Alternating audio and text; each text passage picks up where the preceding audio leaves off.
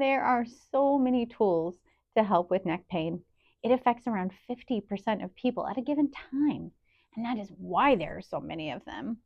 This is Estelle, and today I'm going to break down what this is, how to use it, and if it's even worth having, all from the expertise of a medical massage therapist. Hey Nova, what's up? Oh, don't worry. They know to like, follow, and subscribe. Everyone wants to empower their healing. This is called a cervical traction device. What I love about this tool is how you don't need to charge it or plug it in.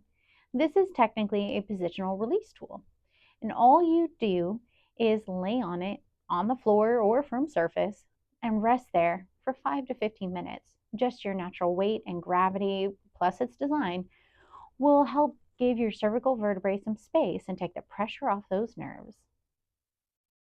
This can reduce your pain in a similar way that chiropractic work does, without the same level of aggression. Honestly, I use this tool a lot.